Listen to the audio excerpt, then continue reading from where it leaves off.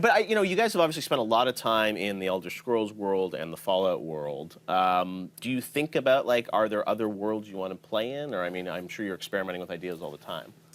Yes, I mean, I think that people shouldn't necessarily look at what we've done and say, we're just going to alternate a Fallout and an Elder Scrolls. There are obviously universes we love, but there are things that we want to try in gaming whilst they would still be very much a Bethesda Game Studios style game, or something that people would expect from us while being different. These are like very, like, I'm having a hard time answering this. Like, how do I answer it while being not too cryptic, but, you know.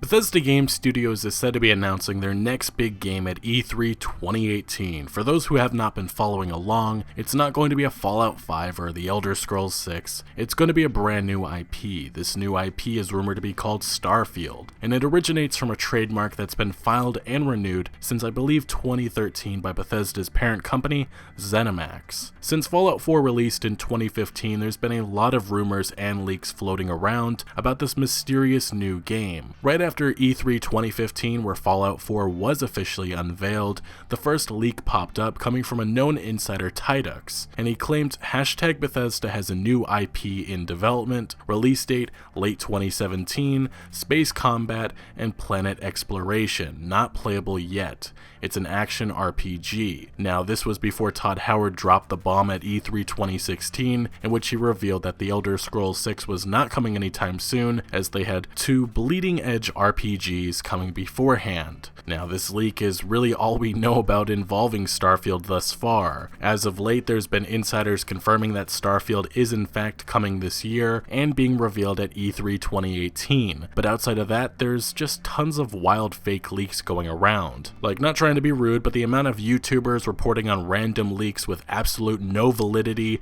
kinda surprises me. One YouTuber, Juicehead, did a full 13-minute video on a leak that first appeared on a subreddit called Gaming Circle Jerks a year ago, in which, after posting this video, the original poster mocked him and admitted it was all for just a good laugh. A more recent leak that quite a few YouTubers are discussing just randomly popped up on Bethesda's subreddit the other day from a brand new account. This leak starts out saying, "This is going to come across as a My Dad Works for Bethesda post, but I won't name my source," in which the fact that this has any upvotes and is getting any attention is fucking astonishing, given this probably came straight out of someone's ass on a lonely night. But also, this random guy claims procedural generation technology will be featured, and at the core of the game's mechanics, which makes no sense given they're barely running outdated game engine, can't even run a vehicle, which is not a joke at all. What are some things that you don't do with horses?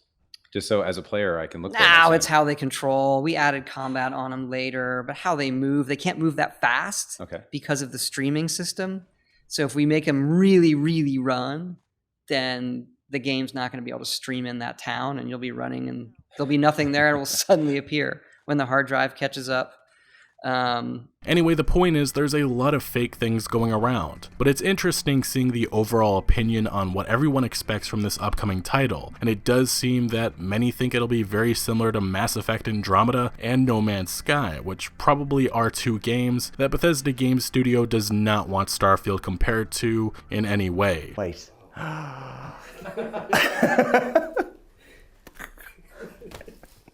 Now, for the remainder of this video, I want to go over what I think Bethesda does need to do with Starfield and what I expect we will get. Will it be Fallout in space, or No Man's Sky 2.0, or something completely different? Well, let's first understand the biggest problems that face Bethesda Game Studios with this new IP. For one, the game engine is a clear issue. Based on a recent podcast featuring Todd Howard, it doesn't seem like that problem will be solved. You know, take an animation system change that we're doing right now. We're finishing for one of our projects, though that's a project that's in pre-production, getting a new animation system, whereas the one that's in full production is using the old one. But those people look, and what happens though is that fuels them.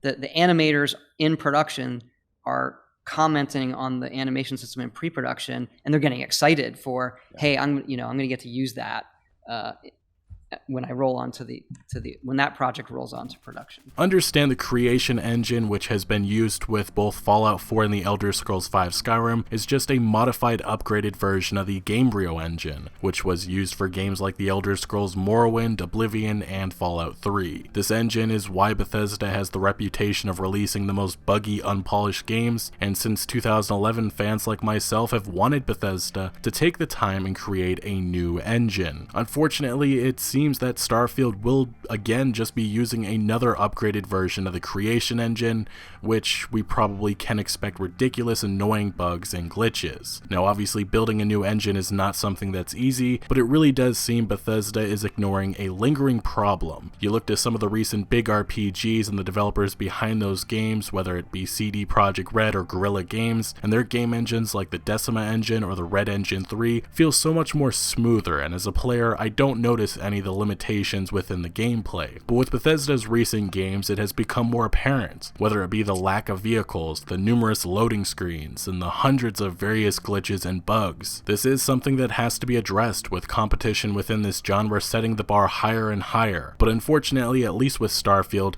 it'll be more creation engine. Now, one thing I keep noticing in a lot of the fake leaks for Starfield is procedural generation, which makes absolutely no sense at all. First, again, the engine limitations would never allow something like that, but also one of Bethesda's biggest strengths is world building and making fun, unique exploration. Fallout 4's last DLC, Nuka World, really emphasized that. Either way, Todd Howard has discussed their next few games as being like what you expect from them, just being much bigger. Procedural generation is not that.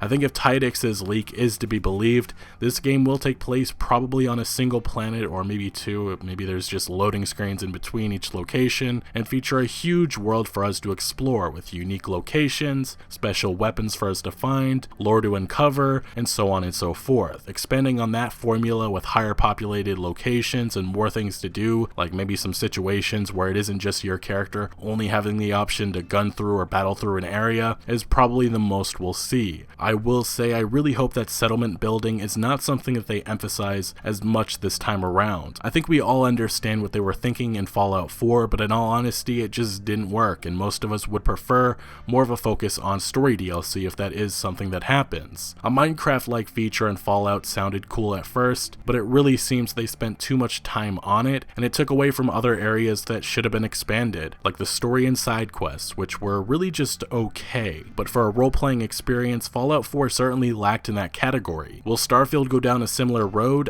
I don't think so, because if you look at the Far Harbor DLC for Fallout 4, some of the elements we were used to in previous games returned, and there were actually enjoyable quests that didn't necessarily involve us gunning through an area. One example would be the Vault 118 murder mystery, in which we interrogate the residents of the vault to figure out who murdered Ezra Parker. What this tells me is that Bethesda does understand fan concerns, because many feel that Fallout 4 was more of an action shooter rather than a role-playing experience, and that's due to the focus on things like combat and settlement building. Maybe this was Bethesda's attempt to make Fallout 4 a game more casual players would like, but it really took away from the experience.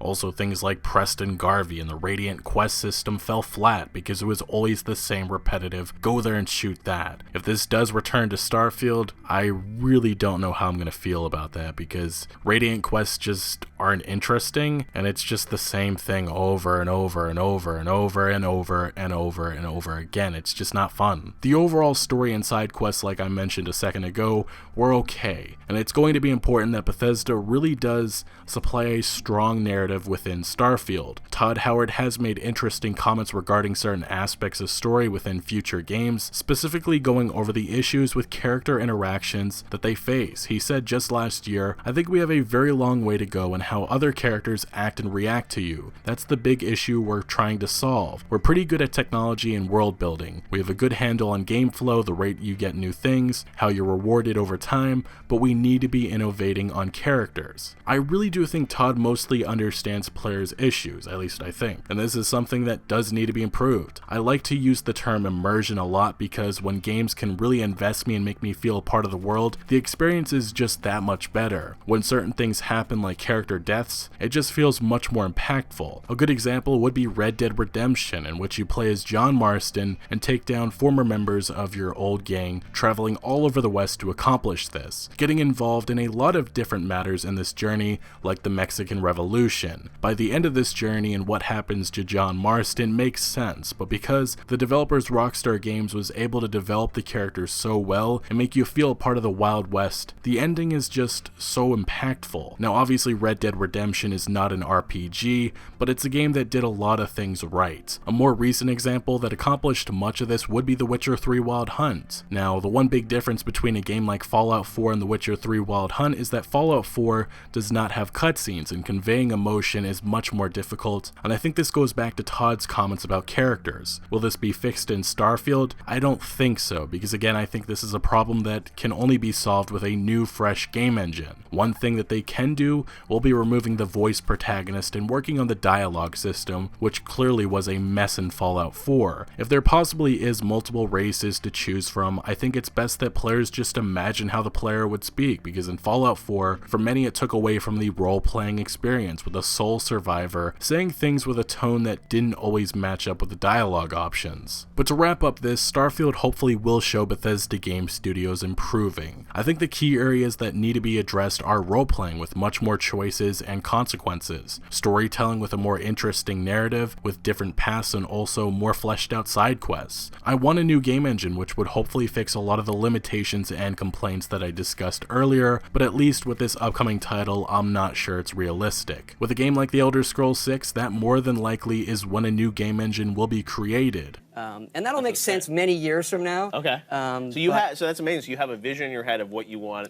Elder Scrolls 6 to be. We think very long term. We're not a developer that's going to like rush something like this out. Yeah. Any of our games. So when you think about what is the future of that kind of game, you know, we have a pretty good of idea of what it would be, and it's just going to take technology and time that really we don't have necessarily right now. Okay. So I think it's certain that Starfield won't be No Man's Sky 2.0. Will it be Fallout in space? Probably not either. If we were on an alien planet utilizing different technology, we're not going to have weaponry like assault rifles or shotguns. We're going to have something else, at least that's what my expectations are. Could there be some sort of magic or powers that we have? It's possible. And while most of us expect Starfield to be similar to Fallout, I really do wonder what will be the major differences and maybe similarities to both Fallout and the Elder Scrolls. Obviously, one thing I immediately can say is that modding will return, and I honestly hope that the Creation Club would not, but I don't think they're ending that anytime soon. With Bethesda Game Studios recently expanding by opening an Austin studio and bringing in multiplayer experts that were at Battlecry Studios, this could be the first title to have a multiplayer. While I'm not crazy about that, I do hope that Starfield at most has a co-op mode, and if they do that, I think that'll be fine, but anything more with rumors of them looking at a freemium model for future games,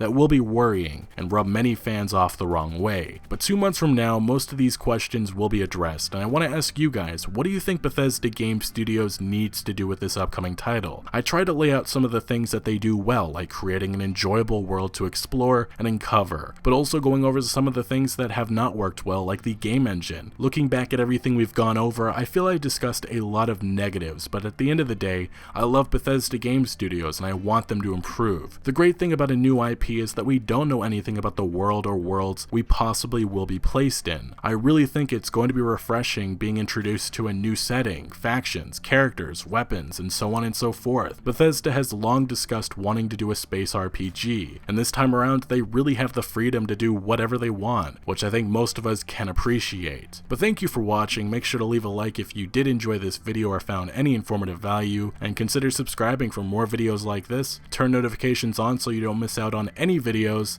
I'll see you later.